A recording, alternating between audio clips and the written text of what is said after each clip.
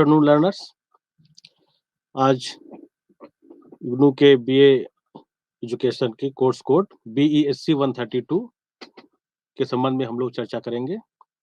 इस course code में कुल 4 ब्लॉक हैं। कोर्स कोड का नाम है structure and management of education, शिक्षा की संरचना और प्रबंध, जिसमें कुल 4 ब्लॉक हैं। और आज हम लोग चर्चा करेंगे पहले ब्लॉक के बारे में। पहला ब्लॉक डील करता है constitutional provisions and policy perspectives, और इस ब्लॉक में कुल 4 यूनिट्स हैं, जिसपे कि पहली यूनिट है कॉन्स्टिट्यूशनल प्रोविजंस फॉर एजुकेशन, दूसरी यूनिट है एजुकेशनल कमीशन सेक्रेटरी, तीसरी यूनिट में हम लोग पढ़ेंगे एजुकेशनल पॉलिसीज इन इंडिया, और चौथी यूनिट में emerging issues and concerns in education.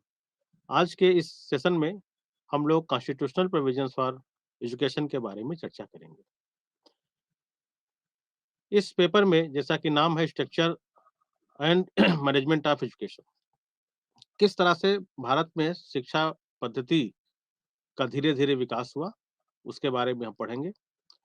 प्रत्येक देश की अपनी आवश्यकताएं होती हैं। उन आवश्यकताओं की पूर्ति हेतु राष्ट्र अपनी शिक्षा प्रणाली विकसित करता है। हम सभी जानते हैं हमारा भारतवर्ष एक लोकतांत्रिक गणराज्य है। इसकी आवश्यकताओं के लिए, इसके सुयोग्य नागरिकों के निर्माण के लिए हमारी शिक्षा व्यवस्था प्रयास करती है। इस संबंध में हमारे संविधान में परोक्ष रूप से और प्रत्यक्ष रूप से शिक्षा से संबंधित कई प्रावधान हैं, उस पे हम लोग चर्चा करेंगे। सबसे पहले हम संविधान के संबंध में चर्चा करेंगे प्रस्तावना से। हमारी प्रस्तावना भारतीय संविधान की आत्मा है, और वो इंगित करती है कि किन संवैधानिक मूल्यों की ओर हमारी शिक्षा व्यवस्था प्रयास करे, शिक्षा व्यवस्था उस तरफ हमको लेकर के जाए। संविधान में जो शब्द प्रयुक्त हुए हैं वही हमारे संवैधानिक मूल्य हैं। उसपे सबसे पहले है समाजवादी, पंथ निरपेक्ष, लोकतंत्रात्मक गणराज्य। अर्थात हमारी शिक्षा ऐसे नागरिकों का निर्माण करे जो समाजवादी विचारधारा में विश्वास करते हो, पंथ निरपेक्षता में विश्वास करते हो और लोकतांत्रिक विचारधारा में विश्वास करते हो। इसके साथ ही साथ इसी प्रस्तावना में 4 और संवैधानिक मूल्यों पर प्रकाश डाला गया है। वो 4 संवैधानिक महत्वपूर्ण मूल्य हैं: लिबर्टी अर्थात स्वतंत्रता, जस्टिस अर्थात न्याय, इक्वालिटी अर्थात समता, और फ्रेटर्निटी या बंधुत्व। तो कुल ये जो 7 मूल्य हैं, मुख्य रूप से संवैधानिक मूल्य है। हमारी शिक्षा व्यवस्था इन संवैधानिक मूल्यों के हिसाब से कार्य करे और ऐसे नागरिकों का निर्माण करे जो इन मूल्यों पर विश्वास करते हो। वो मूल्य फिर से हम चर्चा कर लेते हैं: समाजवादी विचारधारा, पंथ निरपेक्षता, लोकतंत्र में विश्वास, और लिबर्टी स्वतंत्रता, समता इक्वालिटी, फ्रेटर्निटी बंधुत्व, न्याय या जस्टिस। इसके बाद संविधान के विभिन्न अनुच्छेदों में भी शिक्षा से संबंधित प्रत्यक्ष रूप से उल्लेख किया गया है। ये संविधान के जो विभिन्न अनुच्छेद हैं वो मूल कर्तव्यों के रूप में, मूल अधिकारों के रूप में, नीति निर्देशक तत्वों के रूप में, और साथ ही साथ संविधान के अन्य अनुसूचियों में भी उसका उल्लेख है। हम बारी-बारी से उसके बारे में चर्चा करेंगे इस सेशन में। सबसे पहले हम लोग आते हैं मूल अधिकारों के सेक्शन में। मूल अधिकारों के अध्याय में कहाँ-कहाँ पर शिक्षा से संबंध में बात की गई है। यहाँ पर ये उल्लेखनीय है कि कुछ अनुच्छेद ऐसे हैं जहाँ पर तो प्रत्यक्ष रूप से शिक्षा के संबंध में बात की गई है, और कुछ ऐसे हैं जो परोक्ष रूप से बात की गई है। सबसे महत्वपूर्ण और जो पहला मूल अधिकार है राइट टू इक्वालिटी, समता का अधिकार। संविधान का अनुच्छेद 14 कहता है कि भारत के राज्य क्षेत्र में रहने वाले प्रत्येक व्यक्ति को विधि के समक्ष समता और विधियों के समान संरक्षण का अधिकार है। अर्थात राज्य के लिए सभी व्यक्ति जो भारत के राज्य क्षेत्र में रह रहे हैं वो समान है। इसी को, यद्यपि ये स्पष्ट रूप से सीधे-सीधे शिक्षा से संबंधित नहीं है, लेकिन परोक्ष रूप से इसका बहुत महत्व है कि शिक्षा के क्षेत्र में जो भी प्रवेश के लिए आएगा वो समान रूप से उसके साथ व्यवहार किया जाएगा। इसके बाद अनुच्छेद 15 ये कहता है कि राज्य, यहाँ पर मैं ये स्पष्ट कर देना चाहता हूँ लर्नर्स के लिए कि मूल अधिकार तथा नीति निर्देशक तत्व के जो अध्याय हैं वहाँ राज्य का व्यापक अर्थ है। वहाँ राज्य का अर्थ सिर्फ राज्य से नहीं है, वहाँ राज्य का अर्थ संसद तथा केंद्र सरकार, राज्य का अर्थ वहाँ राज्य तथा राज्य के विधानमंडल, स्थानीय निकाय तथा अन्य प्राधिकारियों से है। तो एक व्यापक अर्थ में मूल अधिकारों के संदर्भ में और निर्देशक तत्वों के संदर्भ में राज्य की व्याख्या की गई है। अनुच्छेद 15 स्पष्ट रूप से कहता है कि राज्य अपने नागरिकों में रिलीजन, रेस, कास्ट, सेक्स और प्लेस ऑफ बर्थ, ये 5 आधार बताए गए, धर्म, मूल वंश, जाति, लिंग या जन्म स्थान, इसके आधार पर विभेद नहीं करेगा। इसी के दूसरे उपबंध में बात कही गई है कि किसी भी नागरिक के मध्य इन आधारों पे कोई विभेद नहीं किया जाएगा। साथ ही साथ सभी नागरिकों को घाट, नदी, सार्वजनिक समागम के स्थल, रेस्टोरेंट, तालाब, मंदिरों, इन सब में समान रूप से प्रवेश करने की अनुमति होगी, कोई विभेद नहीं किया जाएगा। इसका मतलब कि जो शिक्षा के दरवाजे हैं, वो भी सारे नागरिकों के लिए, सारे व्यक्तियों के लिए समान रूप से खुले रहेंगे। इसी अनुच्छेद 15 के उपबंध 3 में कहा गया है कि महिलाओं तथा बालकों के लिए राज्य अलग से विशेष प्रावधान कर सकता है। इस संदर्भ में उल्लेखनीय है, जैसे हम जानते हैं कि बहुत से शिक्षा संस्थानों में या राज्य सरकारों ने व्यवस्था की है कि बालिकाओं की शिक्षा निःशुल्क कर दी है, उनके लिए विशेष रूप से विद्यालय खोले जाते हैं। तो ये प्रावधान इसी अनुच्छेद 15 के उपबंधों के तहत किया जाता है। अनुच्छेद 15 ही हमें अनुसूचित जातियों, अनुसूचित जनजातियों तथा जो शैक्षिक और सामाजिक रूप से पिछड़े हैं, उनके लिए विशेष प्रावधान करने की राज्यों को अनुमति देता है और ये मानता है कि ये रक्षोपाय, ये पॉजिटिव डिस्क्रिमिनेशन विभेदकारी नहीं है, जो ऐतिहासिक रूप से बहुत पिछड़े हैं, समाज की मुख्य धारा से बहुत पीछे रह गए हैं, उनको आगे लाने में मदद होगा।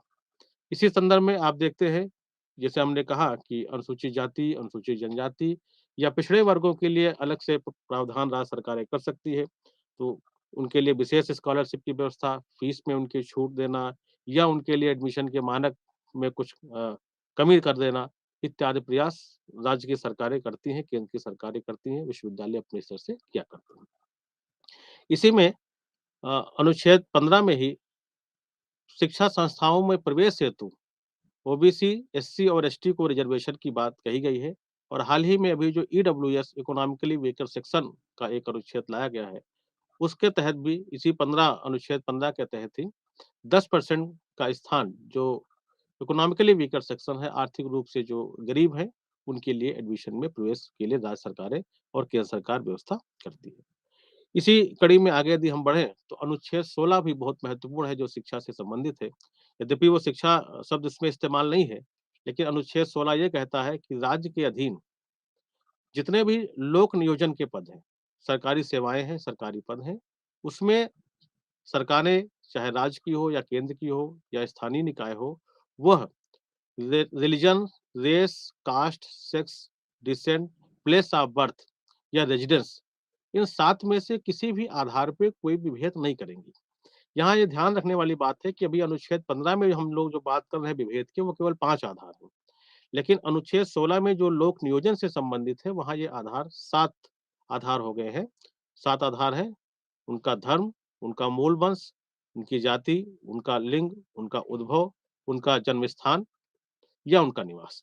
किसी भी आधार पे कोई विभेद नहीं किया जाएगा। परंतु अनुच्छेद 15 ये बात कहता है विशेष रूप से कि जिस तरह से महिलाओं के लिए, बालकों के लिए विशेष व्यवस्था की जाती है, उसी तरह से अनुच्छेद 16 भी कुछ विशेष प्रावधान करता है कि जहाँ पर राज्य का यह मत है कि कुछ वर्गों का सरकारी सेवाओं में उचित प्रतिनिधित्व नहीं है, तो ऐसे ओबीसी को, अन्य पिछड़ा वर्ग को, अनुसूचित जाति को, शेड्यूल कास्ट को या अनुसूचित जनजाति को सेवाओं में कुछ पद आरक्षित किए जा सकते हैं। तो जो आरक्षण है, वो इसी अनुच्छेद 16 के चौथे उपबंध के तहत किया गया है। अनुच्छेद 16 का ही जो 4 का है, वो बैकलॉग भर्ती से संबंधित है तथा इसी में प्रोन्नति में भी शेड्यूल कास्ट को आरक्षण दिए जाने की बात 4 का में और बैकलॉग की भर्ती 4 खा में कही गई है। अभी हाल ही में जोड़े गए ईडब्ल्यूएस का सेक्शन भी इसी में जोड़ा गया है, जिसमें सभी सेवाओं में, राज्य के अधीन सभी पदों में, सभी सेवाओं में 10% पद इकोनॉमिकली वीकर सेक्शन, जो आर्थिक रूप से गरीब है, उनके लिए आरक्षित किए गए हैं ताकि एक समावेशी समाज का निर्माण हो सके। मूल अधिकारों में ही अनुच्छेद 18 अत्यंत महत्वपूर्ण है, जो ये कहता है कि संविधान सभी प्रकार की उपाधियों का अंत करता है, केवल 2 प्रकार की उपाधियों को छोड़ कर के। All all titles are hereby abolished except 2 types, एक मिलिट्री और दूसरा एकेडमिक डिस्टिंक्शंस। केवल मिलिट्री के टाइटल्स चलेंगे या जो एकेडमिक डिस्टिंक्शंस है, एकेडमिक उपाधियाँ हैं, वो मान्य होंगी। इसके अलावा कोई भी उपाधि पूरे भारत में मान्य नहीं है। अर्थात कोई अपने नाम के आगे राजा, नवाब, राय बहादुर इत्यादि शब्द का इस्तेमाल नहीं कर सकता है। संविधान लागू होने के बाद ये सारी उपाधियाँ समाप्त हो गई हैं। लेकिन शैक्षिक उपाधियाँ जैसे bachelor of art, bachelor of education, MA, master of art, PhD, doctor of philosophy, यह उपाधियाँ चालू रहेंगी और व्यक्ति अपने नाम के साथ इनका प्रयोग कर सकेगा। तो ये एक बड़ी महत्वपूर्ण बात है कि संविधान जो शिक्षा से संबंधी उपाधियाँ हैं, उनको रिकॉग्नाइज़ करता है, उनको आगे बढ़ाने की बात कहता है। इसी संदर्भ में अनुच्छेद 21 ए या 21 21 ए कहें या 21 का कहें, बहुत महत्वपूर्ण है और वो शिक्षा का मूल अधिकार है। इस शिक्षा के मूल अधिकार में जो 6 से 14 वर्ष के बीच के बालक या बालिकाएँ हैं, उन्हें निःशुल्क और अनिवार्य शिक्षा दिए जाने की बात है। ये राज्य का कर्तव्य है कि उनको निःशुल्क और अनिवार्य शिक्षा दें और ये एक मूल अधिकार है। संविधान में ये अनुच्छेद शुरुआत में नहीं था, ये 86वें संविधान संशोधन के द्वारा 2002 में जोड़ा गया और इसी के तहत फिर राइट टू एजुकेशन एक्ट शिक्षा का अधिकार अधिनियम 2009 बना जिसे संसद ने बनाया और 1 अप्रैल 2010 से पूरे भारत में ये शिक्षा का अधिकार अधिनियम लागू है, जिसमें 6 से 14 वर्ष के आयु के सभी बालक-बालिकाओं को अनिवार्य रूप से निःशुल्क शिक्षा प्राप्त करने का अधिकार है और राज्य विद्यालयों की व्यवस्था करके उन्हें ये शिक्षा देने का भरपूर प्रयास कर रहे हैं। अनुच्छेद 24 14 वर्ष के बालकों को किसी ऐसे रोजगार में लगाने से रोकता है, जहाँ पर उनको हैज़ार्ड हो जाए, जहाँ पर वो संकटग्रस्त हो या किसी फैक्ट्री में काम करने से रोकता है या किसी खदान में काम करने से रोकता है। अर्थात 14 वर्ष से कम का बच्चा किसी खदान में, किसी फैक्ट्री में या किसी ऐसे संकटग्रस्त एम्प्लॉयमेंट में रोजगार में काम नहीं कर सकता है। इसका मतलब हुआ कि राज्य सरकारें या राज्य के जो तंत्र है वो 14 वर्ष के बच्चों को शिक्षा का प्रयास करें, 14 वर्ष के बाद के बच्चे ही सेवाओं में या नौकरियों में जाएँगे। ये भी एक महत्वपूर्ण अनुच्छेद है। इसी कड़ी में हमारे मूल अधिकारों में अनुच्छेद 28 है, जो शिक्षा संस्थाओं में धार्मिक शिक्षा से संबंधित है। हमने शुरुआत में ही ये उल्लेख किया कि भारत की जो संविधान है, उसकी जो प्रस्तावना है, वो भारत को एक पंथ निरपेक्ष सेकुलर देश घोषित करती है। अर्थात राष्ट्र का कोई धर्म नहीं है, व्यक्तियों के अपने निजी धर्म हो सकते हैं, उनके धर्म होंगे ही। राज्य का कोई धर्म नहीं, भारत का कोई धर्म नहीं है। ऐसे में जो शिक्षा है, वो अपने आप को धर्म से एक दूरी बना करके चल रहा है। इसी संदर्भ में अनुच्छेद 28 कहता है कि राज्य के द्वारा जो पूर्णतः वित्त पोषित संस्थाएँ हैं, पूर्ण रूप से जो वित्त पोषित संस्थाएँ हैं सरकार की, उनमें किसी भी प्रकार की धार्मिक शिक्षा नहीं दी जाएगी। परंतु ऐसी धार्मिक संस्थाएँ जो जिनकी स्थापना के समय से ये नियम था कि उसमें धार्मिक संस्थाएँ शिक्षा दी जाएगी, उनको छोड़ कर के। इसी संदर्भ में यदि कोई शिक्षा संस्था ऐसी है, जिसे भागता अर्थात कुछ पैसे सरकार से मिलते हैं, कुछ पैसे वो अपने खर्च से खर्च चलाते हैं अपने पैसे से। तो ऐसी जो पार्शली फंडेड हैं, भागता वित्त पोषित संस्थाएँ हैं या सरकार के द्वारा रिकॉग्नाइज्ड संस्थाएँ हैं, वहाँ पर धार्मिक शिक्षा दी जा सकती है। लेकिन एक उसमें शर्त ये जोड़ा गया है कि कोई सॉरी कोई बालक या बालिका जिसकी उम्र 18 साल से कम है, तो उसके पेरेंट्स से परमिशन ली जाएगी या 18 साल से उसकी उम्र है ऊपर है, वो बालिग हो गया है, तो उसकी परमिशन के साथ। अर्थात ऐसी संस्थाओं में बिना बालक या बालिका जो पढ़ रहे हैं, उनकी सहमति के कोई भी धार्मिक शिक्षा उनको नहीं दी जाएगी और इस तरह से उनका एक जो सेकुलर कैरेक्टर है, जो पंथ निरपेक्ष स्वरूप है शिक्षा संस्थाओं का, वो बनाए रखने की बात कही गई है। इसी कड़ी में अनुच्छेद 29 भी महत्वपूर्ण है। वो ये कहता है कि भारत के जो नागरिकों का वर्ग है, किसी वर्ग के पास यदि अपनी खुद की भाषा है, अपनी खुद की लिपि है या उनकी कोई संस्कृति है, कोई यूनिक कल्चर है उनकी या उनकी यूनिक लैंग्वेज है या उनकी यूनिक स्क्रिप्ट है, लिपि है, तो ये उनका अधिकार है कि उसको बनाए रखें। ये उनको संविधान मूल अधिकार प्रदत्त करता है कि वो अपनी कल्चर को, अपनी लिपि को या अपनी जो उनकी खास भाषा है, उसको बनाए रखने की बात कहता है। तो ये तभी बनाए रख सकेंगे जब उसको उस तरह की भाषा को, उस तरह की कल्चर को, उस तरह की लिपि को बढ़ावा देने के लिए शिक्षा संस्थाएँ होंगी। शिक्षा संस्थाओं के माध्यम से ही उनकी लिपि, उनकी भाषा या फिर उनका कल्चर आगे संरक्षित हो सकता है, बढ़ सकता है। इसी अनुच्छेद 29 के दूसरे भाग में कहा गया है कि किसी भी शिक्षा संस्था में प्रवेश देते समय धर्म, मूल वंश, जाति या उनकी भाषा के आधार पर कोई भेदभाव नहीं किया जाएगा। उनके रिलिजन के आधार पे, उनके रेस के आधार पे, उनकी कास्ट के आधार पे या उनके लैंग्वेज के आधार पे एडमिशन किसी भी शिक्षा संस्थान में किसी भी प्रकार के एडमिशन में कोई भी भेद नहीं हो सकता है। अनुच्छेद 30 अत्यंत महत्वपूर्ण है। वह अल्पसंख्यकों के शिक्षा संबंधी अधिकारों के बारे में है। अनुच्छेद 30 2 तरह के अल्पसंख्यकों की बात करता है। एक जो भाषाई अल्पसंख्यक हैं और दूसरे जो धार्मिक अल्पसंख्यक हैं। तो जो भाषाई अल्पसंख्यक हैं अर्थात भाषा के आधार पर उनकी संख्या कम है या जो धार्मिक अल्पसंख्यक है धर्म के आधार पर की उनकी संख्या उनके धर्म के मानने वाले कम है, उन्हें ये अधिकार है कि वो अपने पसंद की शिक्षा संस्थाएं स्थापित कर सके और उनको प्रशासित कर सके। They have right to establish and administer the educational institutions of their own choice. अपनी पसंद के शिक्षा संस्थान ताकि उनका जो भाषाई स्वरूप है, उनका जो अल्पसंख्यक स्वरूप है वो सुरक्षित रह सके।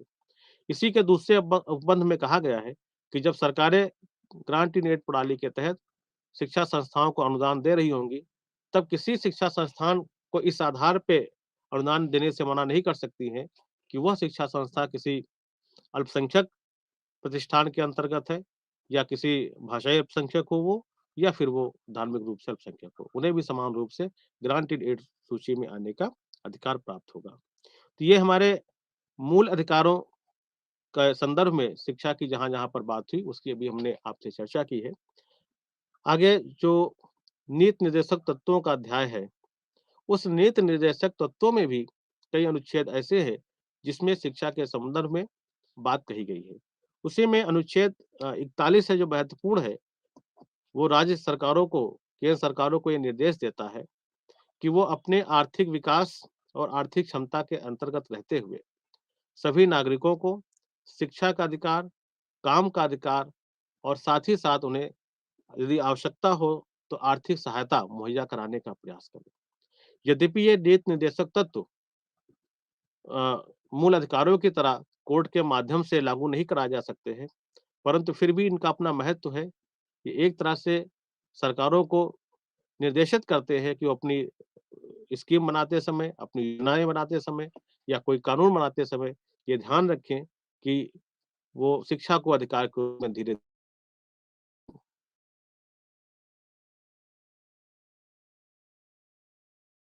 आंगनबाड़ी विद्यालयों के माध्यम से दी जाती हैं।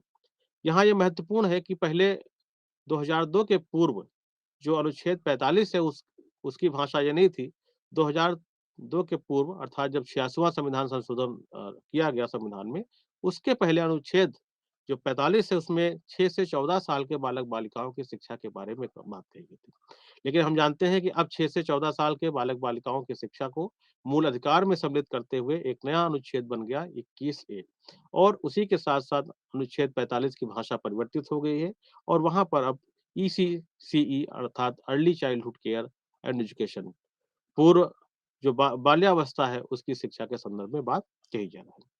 इसी संदर्भ में नीति निर्देशक तत्वों में ही एक अत्यंत महत्वपूर्ण अनुच्छेद 46 है जो विशेष रूप से अनुसूचित जाति तथा अनुसूचित जनजाति और अन्य जो कमजोर वर्ग हैं उनके लिए उनके आर्थिक विकास के लिए और उनके शैक्षिक विकास के लिए सरकारों से विशेष प्रयास करने के लिए, विशेष उपबंध करने के लिए निर्देशित करती है।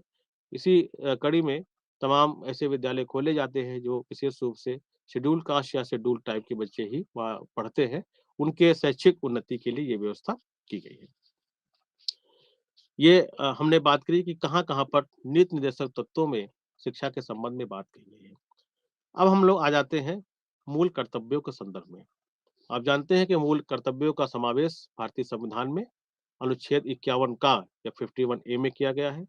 शुरुआत में यहाँ पर केवल 10 मूल कर्तव्य थे, लेकिन जब संविधान में 86 अमेंडमेंट किया गया, शिक्षा का अधिकार अधिनियम की बात हुई, राइट टू एजुकेशन एक तरह से 21 जोड़ा गया। उसी समय इन 10 मूल कर्तव्यों के साथ-साथ एक मूल कर्तव्य और बढ़ा और वह मूल कर्तव्य है जिसके बारे में हम लोग बात कर रहे हैं, 11वां मूल कर्तव्य कि यदि आप किसी 6 से 14 साल के बालक या बालिका के माता-पिता हैं या उसके गार्जियन हैं, तो ये आपका कर्तव्य है कि उसे शिक्षा के अवसर प्रदान करें। तो इस तरह से जो 86th अमेंडमेंट है संविधान में शिक्षा से संबंधित, उसने 3 जगह पर हमारे संविधान में परिवर्तन किया। एक तो नया अनुच्छेद जोड़ा 21 ए 21 का जोड़ा, दूसरा अनुच्छेद 45 के टेक्स्ट में की भाषा में परिवर्तन किया और तीसरा मूल कर्तव्य जो पहले 10 थे, उन मूल कर्तव्यों में एक और इज़ाफ़ा किया और अब 11 मूल कर्तव्य हो गए। तो ये कुल मिलाकर के 86 अमेंडमेंट का ये 3 अनुच्छेदों के ऊपर प्रभाव रहा। इसके बाद संविधान में कुछ और भी स्थान है जहाँ पर बात कही गई है शिक्षा के संबंध में। उसमें अनुच्छेद 343 महत्वपूर्ण है, जो हिंदी को संघ की राजभाषा घोषित करता है कि हिंदी यूनियन ऑफ इंडिया की ऑफिशियल लैंग्वेज है, राजभाषा। यहाँ पे ध्यान देने वाली बात है कि हमारे यहाँ राष्ट्रभाषा जैसा कोई संवैधानिक शब्द नहीं है। संविधान ने किसी भी भाषा को राष्ट्रभाषा घोषित नहीं किया। हिंदी को राजभाषा घोषित किया गया है और साथ ही साथ ये भी उसी में लिखा गया संविधान में ही कि जिन कार्यों के लिए अंग्रेजी प्रयुक्त होती थी संविधान प्रारंभ होने के पहले, उन कार्यों के लिए पहले शुरू में 15 वर्ष की अवधि तक प्रयुक्त होने की बात कही गई थी। बाद में धीरे-धीरे वो अब अनिश्चित समय के लिए उसमें कोई समय सीमा नहीं रखी गई है। अंग्रेजी भी उन्हीं प्रयोजनों के लिए प्रयुक्त हो रही है। इसी तरह से अनुच्छेद 350 ये कहता है कि प्रत्येक नागरिक का अधिकार है कि वो राज्य के अधिकारी या संघ के अधिकारी के पास अपनी किसी व्यथा का जो एप्लीकेशन है, प्रार्थना पत्र है, वो संघ में या उस राज्य में प्रयुक्त होने वाली भाषा के माध्यम से कह सकता है। अर्थात कोई भाषा किसी राज्य में प्रचलित है, भले वो शिक्षा का माध्यम ना हो, लेकिन कोई व्यक्ति उसी भाषा में अपनी व्यथा, अपनी बात उच्च अधिकारियों तक रखने का अधिकार रखता है। अनुच्छेद 350 एक महत्वपूर्ण है, जो राज्य सरकारों को और स्थानीय निकायों को निर्देश देता है कि जो भाषाई अल्पसंख्यक हैं, उनके बालकों के लिए कम से कम प्राथमिक स्तर तक उनकी भाषा में शिक्षा दिए जाने का प्रयास करें, शिक्षा की व्यवस्था करें। जो भाषाई अल्पसंख्यक है, उनके लिए उन्हीं की भाषा में कम से कम प्राथमिक स्तर तक की शिक्षा दी जाए और ये काम करेंगे राज्य की सरकारें और स्थानीय निकाय इस संदर्भ में काम करेंगे।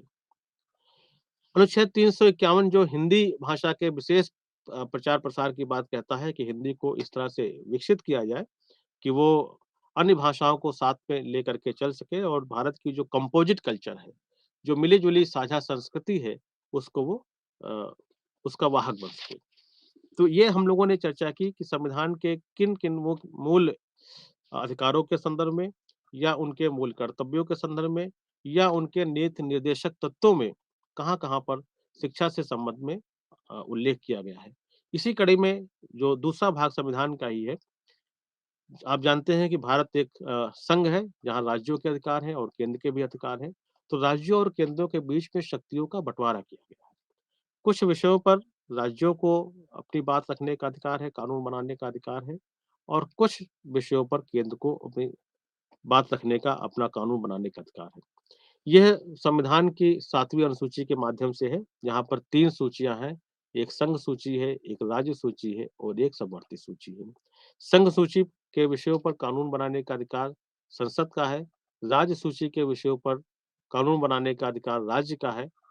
कुछ विशेष परिस्थितियों में केंद्र को भी राज्य सूची के विषयों पर कानून बनाने का अधिकार है और समवर्ती सूची में जो विषय सम्मिलित किए गए हैं, उस पर केंद्र और राज्य कोई भी कानून बना सकता है, लेकिन यदि राज्य और केंद्र के कानूनों के मध्य में कोई विवाद उत्पन्न होता है, तो ऐसी दशा में जो पार्लियामेंट ने केंद्र ने कानून बनाया है, वह कानून ही प्रभावी होगा, ऐसी बात संविधान में उल्लेख किया है। अब इस समवर्ती सूची, राज्य सूची और संघ सूची, इन तीनों सूचियों में भी शिक्षा से संबंधित कई प्रावधान हैं। यहाँ पर एक बात उल्लेख करना चाहूँगा कि जो शिक्षा विषय है, एजुकेशन, ये संविधान जब लागू हुआ, तो उस समय समवर्ती सूची का विषय था। अर्थात ये उस समय राज्य सूची का विषय था, बाद में इसे समवर्ती सूची का में डाला गया है। ध्यान रखिएगा फिर से इसको कि संविधान के 42वें संशोधन के द्वारा 1976 में एजुकेशन को स्टेट लिस्ट से निकाल करके कॉन्करेंट लिस्ट में या समवर्ती सूची में रखा गया। तो आज की तारीख में एजुकेशन के बारे में नीति बनाने के लिए या एजुकेशन के संबंध में कानून बनाने का अधिकार संसद को भी है और जो राज्यों के विधानमंडल हैं अर्थात उनकी जो लेजिस्लेटिव असेंबली है या लेजिस्लेटिव काउंसिल है, विधानसभा या विधान परिषदें हैं, उनको भी समान रूप से अधिकार है। अब मैं राज्य सूची, संघ सूची और समवर्ती सूची तीनों के बारे में थोड़ा-सा विस्तृत में अध्ययन करेंगे कि कौन-कौन सी उनकी प्रविष्टियाँ हैं, कौन-कौन सी उनकी एंट्रीज़ हैं, जहाँ पर एजुकेशन के संदर्भ में बात कही गई है। जो संघ सूची है, उस संघ सूची में आज की तारीख में कुल 99 सब्जेक्ट है, 99 प्रविष्टियाँ हैं। उनमें से 6 प्रविष्टियाँ ऐसी हैं जो शिक्षा से जुड़ी हुई हैं। उस शिक्षा में पहली जो प्रविष्टि है, वो है ये विदेशों में जो अंतर्राष्ट्रीय समझौते होंगे, जिसमें शिक्षा से संबंधित समझौते भी सम्मिलित हैं या कोई अंतर्राष्ट्रीय कॉन्फ्रेंस है, उसमें कोई निर्णय लिया जाता है शिक्षा से संबंधित। वो निर्णय को भारत में लागू कराने का जो दायित्व है, वो केंद्र सरकार का है, संघ का है। अर्थात अंतर्राष्ट्रीय संधियाँ, अंतर्राष्ट्रीय सम्मेलन, इनके माध्यम से शिक्षा के संबंध में यदि कोई बात पे निर्णय लिया जाएगा, तो उसे लागू कराने का दायित्व केंद्र सरकार को दिया गया है। ये प्रविष्टि संख्या 13 में है। साथ ही साथ 5 प्रविष्टियाँ और हैं, 62, 63, 64, 65 और 66, जो स्पष्ट रूप से शिक्षा से जुड़ी हुई हैं और जिनके बारे में केंद्र सरकार को एक्सक्लूसिव रूप से कानून बनाने का अधिकार दिया गया है, उनका नियंत्रण है। इस प्रविष्टि 62 में जो हमारी संघ सूची है, उसकी एंट्री नंबर 62 पे राष्ट्रीय महत्व के संस्थानों का उल्लेख है और उन राष्ट्रीय महत्व के संस्थान या उन जैसे राष्ट्रीय महत्व के संस्थानों को केंद्र सरकार के नियंत्रण में रखा गया है। उनके विनियमन के लिए संघ को संसद को कानून बनाने की शक्तियां दी गई हैं। वो संस्थान है national library, Indian museum, Victoria memorial, imperial war memorial, Indian war memorial या इसी जैसी संस्थाएं जिन्हें बाद में सरकार या पार्लियामेंट के द्वारा राष्ट्रीय महत्व का घोषित किया जाए, तो उनकी देखरेख, उनके संबंध में जो नियम बनाने हैं, जो रेगुलेशंस बनाने हैं, वो सारा का सारा अधिकार संघ को दिया गया है।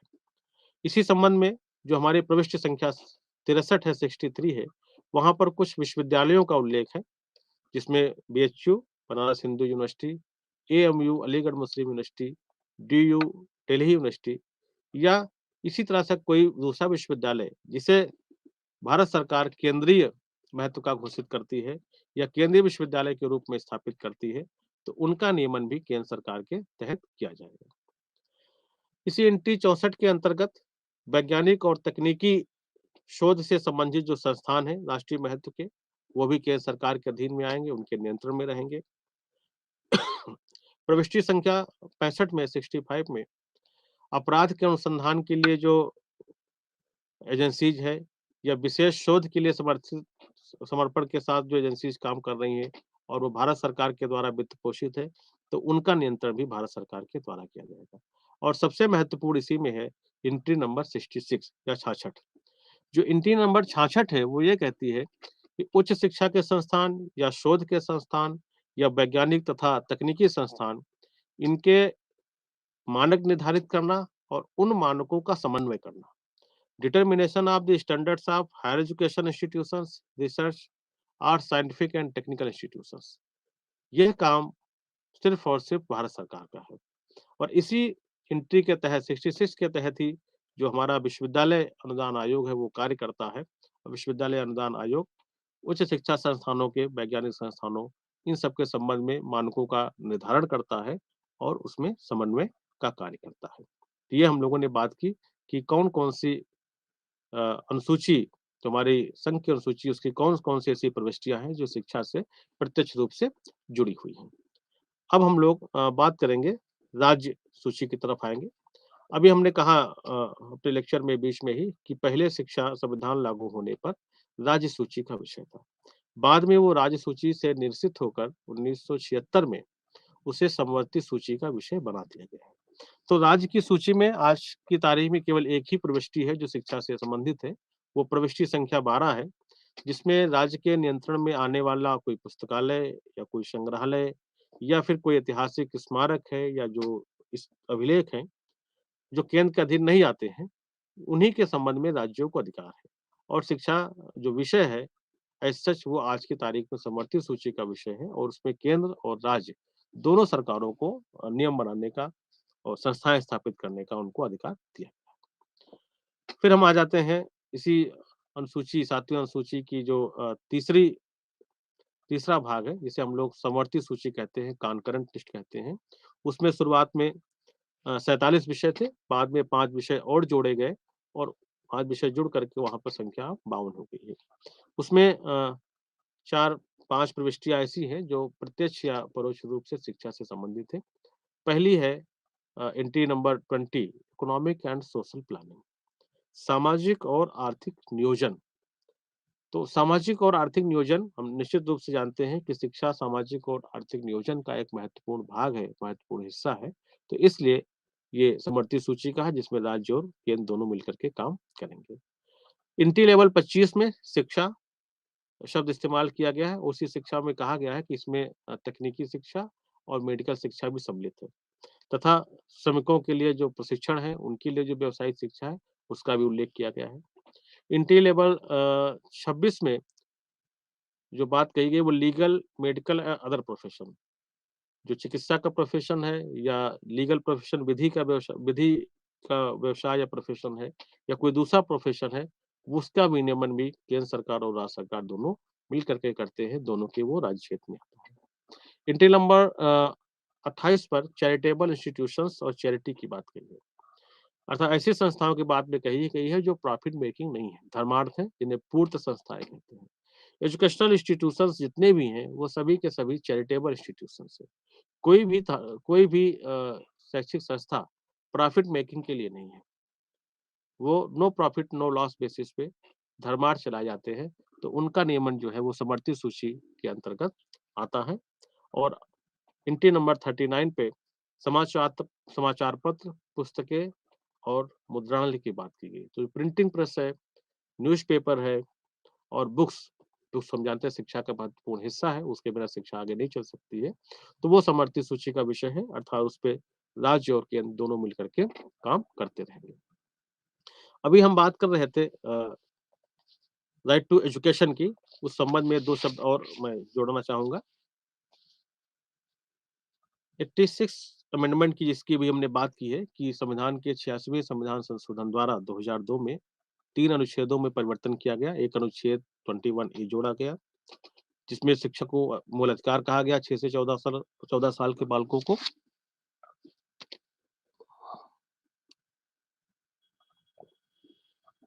दूसरा अनुच्छेद 45 जिसमें 6 वर्ष से कम के बालक-बालिकाओं को early childhood care and education, प्रारंभिक बाल्यकाल देखभाल तथा शिक्षा देने की बात कही गई।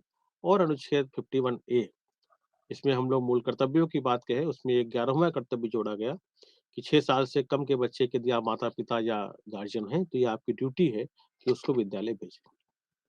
इस शिक्षा के अधिकार अधिनियम को क्रियान्वित करने के लिए जो 2009 में राइट टू एजुकेशन एक्ट बना और 1 अप्रैल 2010 से पूरे भारत में लागू हुआ, उसके क्रियान्वयन की जिम्मेदारी National Commission for Protection of Childs Right नाम के संस्था को दिया गया है।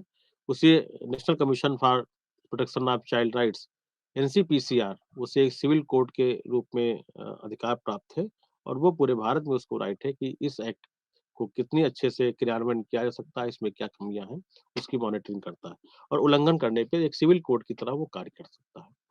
इसी संदर्भ में राज्य सरकारों के स्तर पर एससीपीसीआर बने हुए हैं, state commission for Protection of child right, वो काम करते हैं। जिलों में जिलाधिकारी की अध्यक्षता में कमेटी बनी हुई है जो राइट टू एजुकेशन के क्रियान्वयन को देखती है। इस तरह से राइट टू एजुकेशन का क्रियान्वयन देश में किया जा रहा है। इसमें 6 से 14 साल के बालक-बालिकाएँ निःशुल्क और अनिवार्य रूप से शिक्षा प्राप्त कर रहे हैं। ये सरकारी संस्थाओं में लागू है और जो निजी क्षेत्र की संस्थाएँ हैं, उनके यहाँ भी कुल उनकी जो सीट है, उसमें से 6 से 14 साल के दी जो बालक-बालिकाएँ हैं अर्थात कक्षा 1 से और 8 तक के क्लासेस में 25% सीटों के रिजर्वेशन गरीब बच्चों को दिया गया है। वो राइट टू एजुकेशन के तहत वहाँ पर जाकर के पढ़ सकते हैं। अभी हमने बात की कि राज्य और केंद्र के बीच में जो शक्तियों का विभाजन है, उसमें शिक्षा व्यवस्था के बारे में किसकी क्या ज़िम्मेदारी है? कहाँ पर राज्य की ज़िम्मेदारी है और कहाँ पर केंद्र की ज़िम्मेदारी है? अब मैं उसी को आगे बढ़ाऊँ, हम जानते हैं कि हमारे संविधान में एक तीसरा स्तर भी सरकारों का है और वो तीसरा स्तर है पंचायतों का और नगर पालिकाओं का, जिन्हें हम लोग लोकल बॉडीज़ कह सकते हैं। तो संविधान के 73वें और 74वें संशोधन के द्वारा पंचायतों को और नगर पालिकाओं को संवैधानिक दर्जा प्रदान किया गया है और उन्हें बहुत से राइट्स इसके साथ-साथ दिए गए हैं। संविधान में इसी के साथ 2 अनुसूची भी जोड़ी गई, अनुसूची 11 और अनुसूची 12। अनुसूची 11 पंचायतों के अधिकारों से संबंधित है और अनुसूची 12 नगर पालिका, नगर निगम, नगर पंचायत के अधिकारों से संबंधित है। अनुसूची 11 जो कि पंचायतों से संबंधित है, जिसमें कुछ कुल 29 प्रविष्टियाँ हैं, 29 प्रविष्टियाँ हैं। उसमें कई ऐसे कार्य हैं जो शिक्षा से संबंधित हैं। उसमें शिक्षा जिसमें कि प्राथमिक तथा माध्यमिक स्कूल हैं, इसके संबंध में पंचायतों को अधिकार दिया गया। ग्राम पंचायत, क्षेत्र पंचायत और जिला पंचायतों को। उन्हें पुस्तकालय स्थापित करने का अधिकार दिया गया है। उन्हें प्रौढ़ शिक्षा लागू करने का अधिकार दिया गया है। साथ ही साथ तकनीकी प्रशिक्षण और व्यावसायिक शिक्षा भी यदि चाहे तो पंचायतें अपने क्षेत्र में लागू कर सकती हैं। इसी तरह से नगर पालिकाओं को, जिसमें नगर पालिका, नगर निगम और नगर पंचायत तीनों आते हैं, उनको भी अधिकार दिया गया है। उनके संबंध में जो 12वीं अनुसूची के 18 विषय हैं, उसमें सोशल प्लानिंग और इकोनॉमिक प्लानिंग के अंतर्गत एजुकेशन के बारे में प्लानिंग कर सकते हैं और साथ ही साथ उनकी एक और ड्यूटी है promotion of the cultural, aesthetic and educational aspects, अर्थात सांस्कृतिक, सौंदर्यात्मक तथा शैक्षिक आयामों की बढ़ोतरी करना।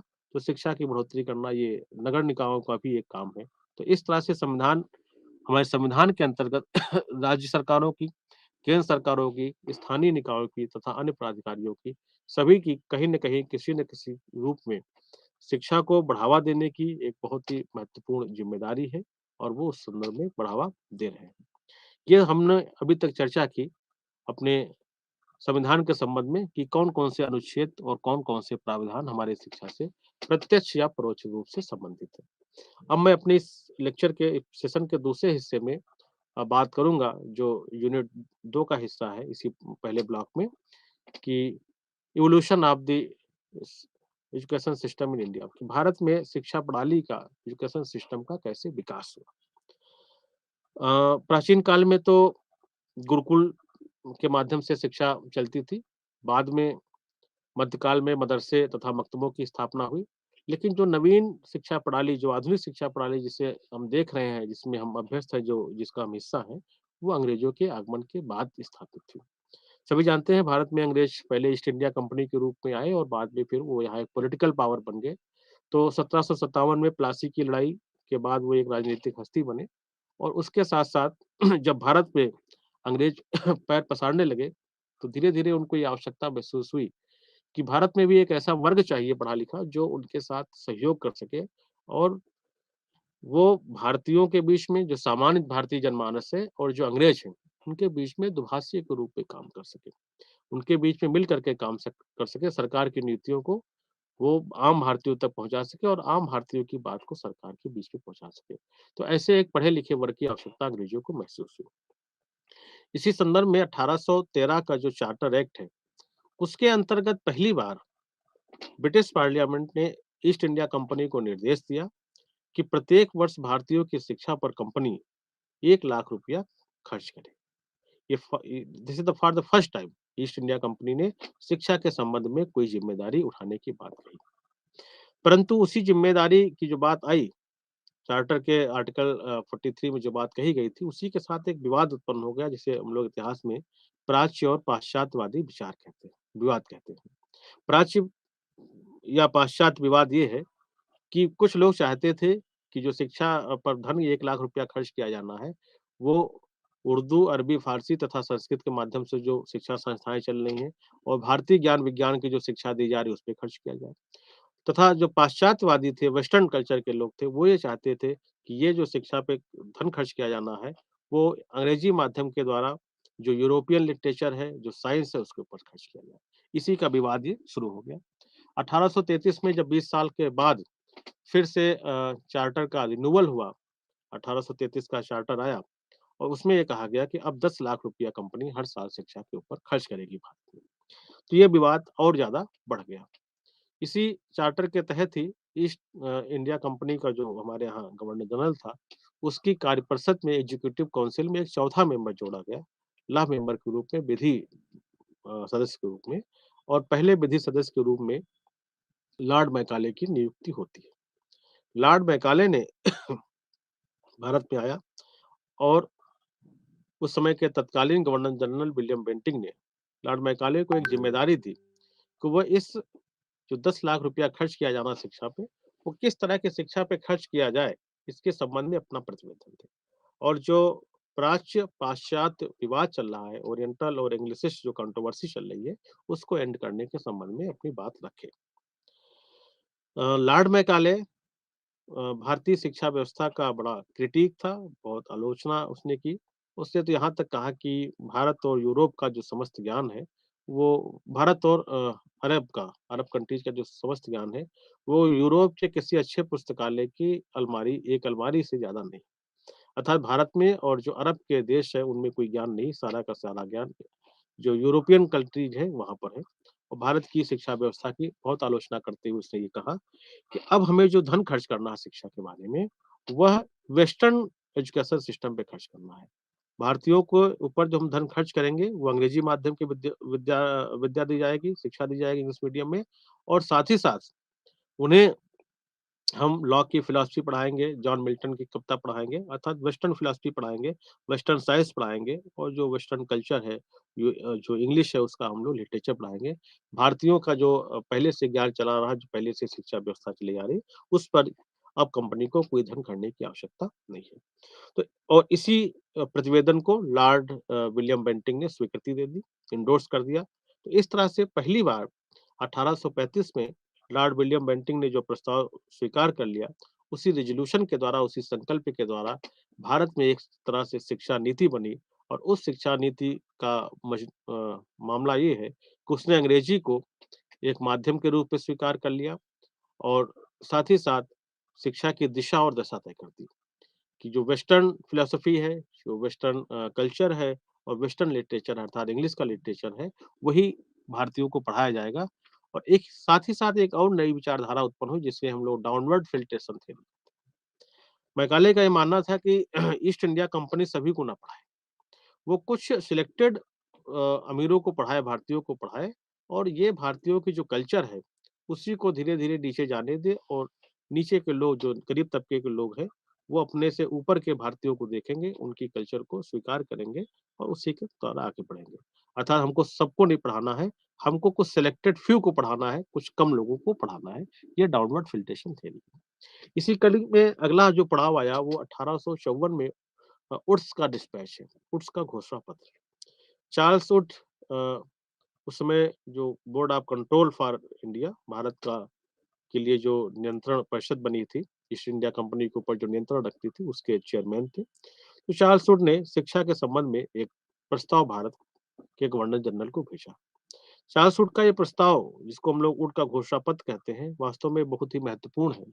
और आज भी अपनी शिक्षा प्रणाली में ऐसे कई चीज़ों को हम देखते हैं, जो 1854 के उस चार्ल्स वुड से उत्पन्न हुई और हूबहू आज भी लागू। उसके कई महत्वपूर्ण जो सुझाव थे, वो आज भी लागू हैं, और इसी कारण उसे हम लोग Magna carta of education system कहते हैं, मॉडर्न एजुकेशन सिस्टम। भारत में जो शिक्षा प्रणाली है, उसको हम लोग महाधिकार पत्र कहते हैं, मैग्ना कार्टा कहते हैं। जैसे उसकी कुछ खास रिकमेंडेशन ये है, उसी रिकमेंडेशन के आधार पे, वुड डिस्पैच के रिकमेंडेशन के आधार पे ही 1857 में भारत में पहली बार आधुनिक विश्वविद्यालय खुले, और वो विश्वविद्यालय लंदन विश्वविद्यालय के तर्ज पे बनाए गए।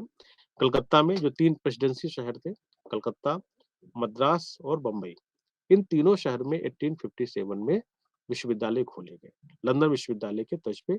ये एफिलिएटिंग यूनिवर्सिटीज़ थी, परीक्षा कराने के विश्वविद्यालय थे, इनके कैंपस में पढ़ाई नहीं होती थी, पढ़ाई तो कॉलेजों में होती थी। दूसरा, प्रत्येक प्रांत में शिक्षा विभाग की स्थापना की बात कही, उनकी डिस्पैच ने कही।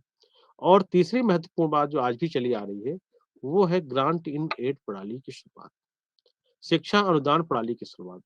और डिस्पैच में चार्ल्स वुड का मानना था, उस समय ब्रिटिश इंडिया कंपनी के अधिकारियों का मानना था कि हम भारत में शिक्षा के ऊपर बहुत धन नहीं खर्च कर सकते। ऐसे में हम क्या करें कि भारतीयों को शिक्षा संस्थान खोलने के लिए प्रेरित करें और उसमें अपना कुछ पैसा हम दें, उनको कुछ अनुदान दे दें, ग्रांट दे दें।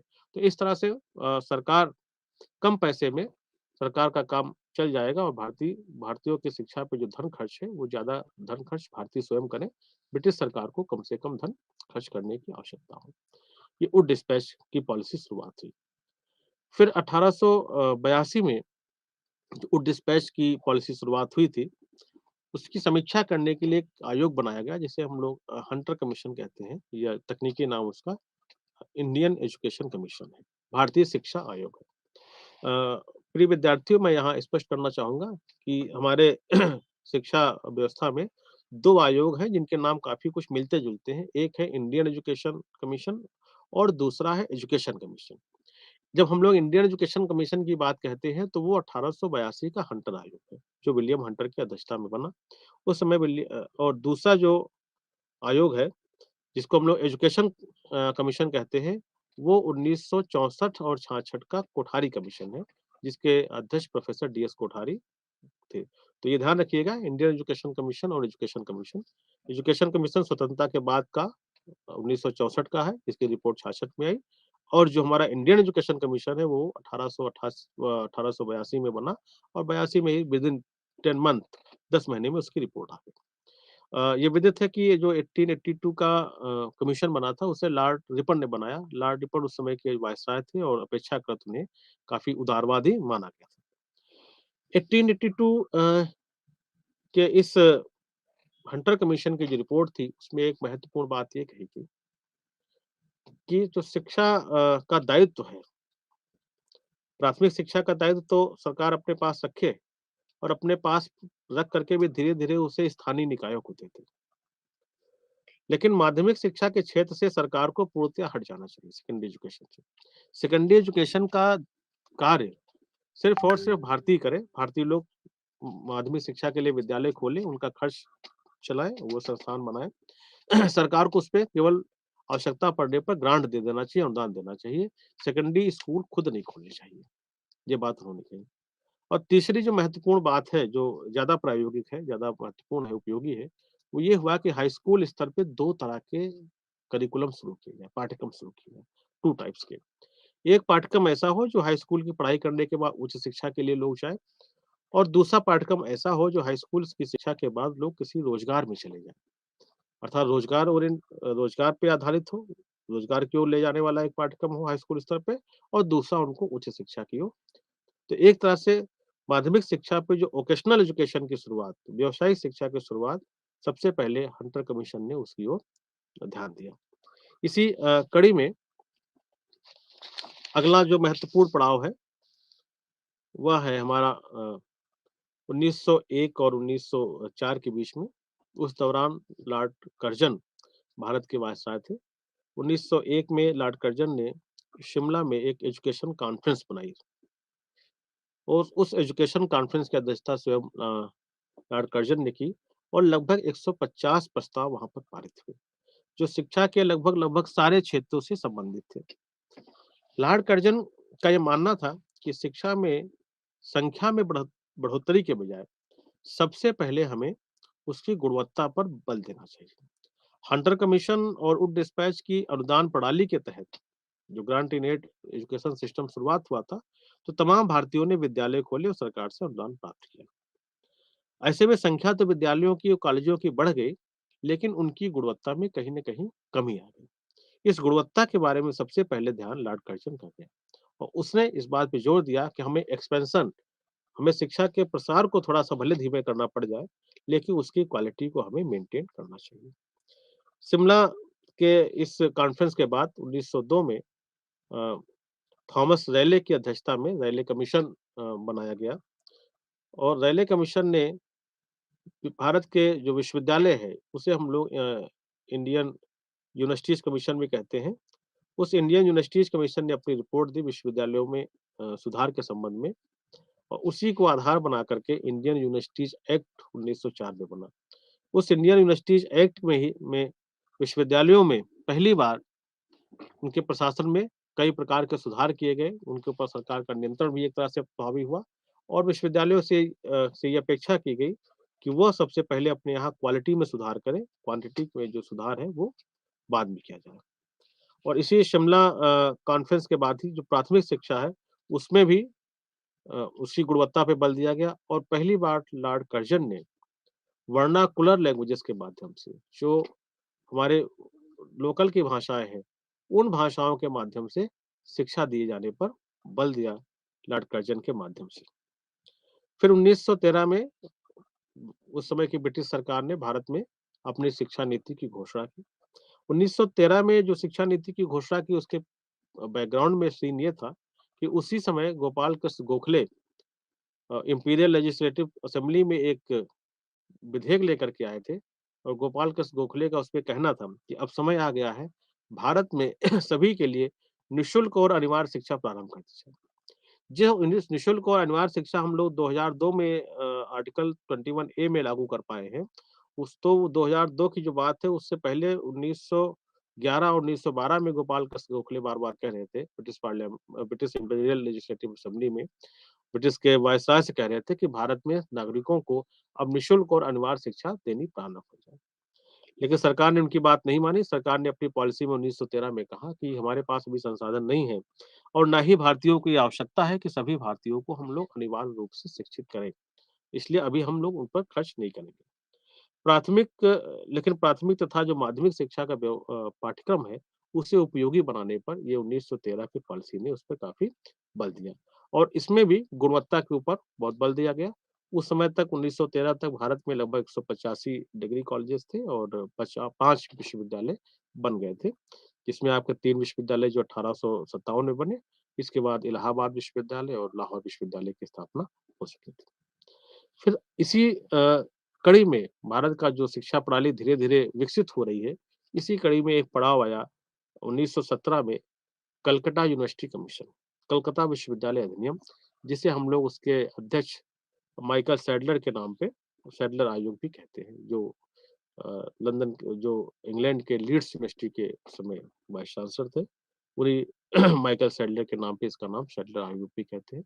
1917 में गठित हुआ और 1919 में उसने रिपोर्ट दी।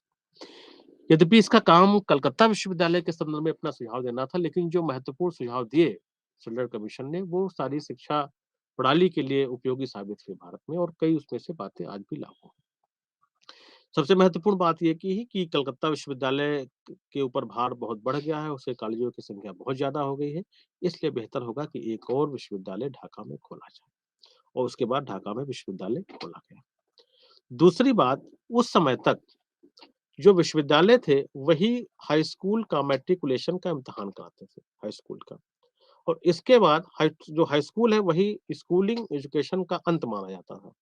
इसके बाद जो 2 वर्ष का इंटरमीडिएट था, उसकी शिक्षा और उसका इम्तिहान विश्वविद्यालय कराते थे। तो हाई स्कूल का इम्तिहान विश्वविद्यालय कराते थे, लेकिन वो अलग स्कूलों में शिक्षा होती थी। इंटरमीडिएट क्लासेस विश्वविद्यालयों में चलती थी और विश्वविद्यालय उसका इम्तिहान कराते थे। उसके बाद डिग्री कोर्स का इम्तिहान होता था। सैडलर कमीशन ने कहा कि विश्वविद्यालयों से ये काम अलग कर दिया जाए। इसके लिए प्रत्येक प्रांत में माध्यमिक बोर्ड बनाया जाए, माध्यमिक शिक्षा बोर्ड बनाया जाए और वो हाई स्कूल तथा इंटरमीडिएट का इम्तिहान कराए। दूसरा, इंटरमीडिएट कक्षाओं को विश्वविद्यालय से अलग कर दिया जाए और वो कक्षाएं स्कूल एजुकेशन का हिस्सा मानी जाए, स्कूलों में चले। ये बहुत ही महत्वपूर्ण परिवर्तन है और उसी प्रणाली पे हम आ रहे हैं। साथ ही साथ ये भी कहा कि समय आ गया है कि अब हम लोग जो डिग्री कोर्स है 2 साल का, उसको 3 साल का करते हैं। तो भारत में जो अभी राष्ट्रीय शिक्षा प्रणाली 10+2+3 चल रही है, हालाँकि उसमें अब राष्ट्रीय शिक्षा नीति 2020 के बाद परिवर्तन हो गया उस सेक्शन में, लेकिन जो चल रही है 10+2+3 उसका जो प्रारंभिक शुरुआत है, वो हम लोग सैडलर कमीशन की रिपोर्ट में देख रहे हैं कि सैडलर कमीशन ने कहा कि इस तरह से करें। साथ ही साथ प्रत्येक विश्वविद्यालय में एजुकेशन डिपार्टमेंट की स्थापना के बारे में बात कही गई, एजुकेशन विभाग खोला जाए और बीए में एजुकेशन एक विषय के रूप में शुरू किया जाए। इस सैडलर कमीशन की जो रिपोर्ट है उसी की अनुशंसा के आधार पे तमाम हिंदी भाषी राज्यों में बोर्ड की स्थापना हुई। उत्तर प्रदेश माध्यमिक शिक्षा परिषद की स्थापना भी उसी के रिकमेंडेशन पे हुई और एक और महत्वपूर्ण बात इसी में कही गई थी कि विश्वविद्यालयों के बीच में कोऑर्डिनेशन के लिए, समन्वय के लिए कोई एक इंटर यूनिवर्सिटी बोर्ड बनाया जाए और साथ ही साथ शिक्षा पर सलाह देने के संबंध में किसी संस्था का गठन किया जाए। और वो संस्था एक गठित हुई 1921 में, जिसे हम लोग कैब के नाम से जानते हैं, CABE, central advisory board for education, केंद्रीय शिक्षा सलाहकार बोर्ड। ये जो केंद्रीय शिक्षा सलाहकार बोर्ड है, ये भारत सरकार को तथा राज्यों की सरकारों को शिक्षा संबंधी मुद्दों पे सलाह देने के लिए सबसे बड़ा निकाय है। इसमें भारत सरकार के जो शिक्षा मंत्री, इसके पहले जो मानव संसाधन विकास मंत्री होते थे, वो अध्यक्ष होते हैं। राज्यों के शिक्षा मंत्री उसमें सदस्य होते हैं तथा तमाम शिक्षाविद, गैर सरकारी लोग भी इसके मेंबर होते हैं। और ये एक तरह से शिक्षा के क्षेत्र में राज्यों और केंद्रों के बीच में समन्वय की बात करता है। वो संस्था 1921 में बनी, बाद में 23 में समाप्त हो गई। हालाँकि 1935 में पुनः प्रारंभ की गई और तब से ये cab, central advisory board on education, यद्यपि उसकी संरचना समय-समय पर बदलती रहती है, लेकिन तब से वो अनवरत रूप से चली आ रही है और वो चल रही है। एक तरह से सैडलर कमीशन ने ही जो 12 ईयर ऑफ स्कूलिंग की बात प्रारंभ की, कि 12 साल की स्कूली शिक्षा हो और वो स्कूली शिक्षा तब से उसी रूप में हम लोग फॉलो कर रहे हैं। अगला पड़ाव शिक्षा प्रणाली के विकास पे जो हमारे भारत में आया, वो है हर्टॉग कमेटी 1929, 1929। हर्टॉग कमेटी ने ये पाया, विशेष रूप से प्राथमिक शिक्षा के स्तर पे, कि वहाँ 2 समस्याएँ हैं। एक स्टैग्नेशन है और वहाँ पर संसाधनों का बहुत ज़्यादा अपव्यय है और बच्चे बार-बार फेल हो जाते हैं, तो उससे जो बच्चों का समय ज़ाया होता है और शिक्षा तंत्र का बहुत सा धन खर्च हो जाता है। तो उस अवरोधन और अपव्यय की समस्या के लिए सबसे पहले हमारे हर्टॉग कमेटी ने ही ध्यान आकृष्ट किया है। इस संदर्भ में फिर अगला पड़ाव जो 1944 में आया, सार्जेंट रिपोर्ट के रूप में। सार्जेंट ने भारत के लिए एक पोस्ट वार कंस्ट्रक्शन के रूप में शिक्षा की व्यवस्था प्रस्तुत की। सार्जेंट, जिसे हम लोग सार्जेंट प्लान कहते हैं। सार्जेंट प्लान में ये था कि भारत में आगामी 40 वर्षों में किस तरह से हम शिक्षा की व्यवस्था में परिवर्तन करें और वो शिक्षा व्यवस्था के परिवर्तन के इस तरह से किया जाए कि भारत की शिक्षा प्रणाली इंग्लैंड की शिक्षा प्रणाली के समकक्ष आ जाए। तो इस तरह से अंग्रेजों के समय में, जो ब्रिटिश भारत का समय था, उसमें शिक्षा प्रणाली धीरे-धीरे विकसित हुई और एक शिक्षा का तंत्र हमारे सामने आकर के उपस्थित हुआ। बाद में जब हमें 1947 में आज़ादी मिली और हमारा संविधान 1950 में लागू हुआ, तो इसी शिक्षा प्रणाली में और सुधार करते हुए संविधान में कि संविधान की प्रस्तावना में कई शब्द आए। उसके बाद के अनुच्छेदों में कई प्रश्न आए, जिसके बारे में हमने अभी आपसे इस सेशन में चर्चा की है। साथ ही साथ 1947 के बाद जब भारत स्वतंत्र हो गया, तो उसके बाद फिर शिक्षा में और आमूल-चूल परिवर्तन के लिए कई आयोगों की स्थापना की, जिसके बारे में हम लोग बाद में किसी सेशन में चर्चा करेंगे। उल्लेख के रूप में मैं कह सकता हूँ कि यूनिवर्सिटी एजुकेशन कमीशन या राधाकृष्णन आयोग, मुदालियर कमीशन या माध्यमिक शिक्षा आयोग या एजुकेशन कमीशन, कोठारी आयोग या उसके बाद में नॉलेज कमीशन, और साथ ही साथ स्वतंत्र भारत में समय-समय पर शिक्षा नीति घोषित हुई।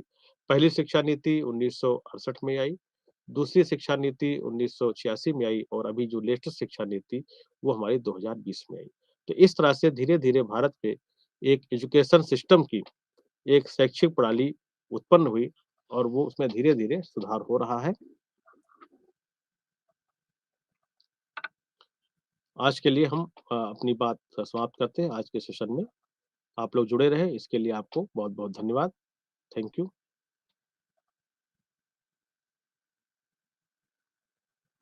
मैं doctor Akhilesh Patel, Ramnagar PG college, Barabanki, Uttar Pradesh से, आपके BESc 132 कोर्स के लिए।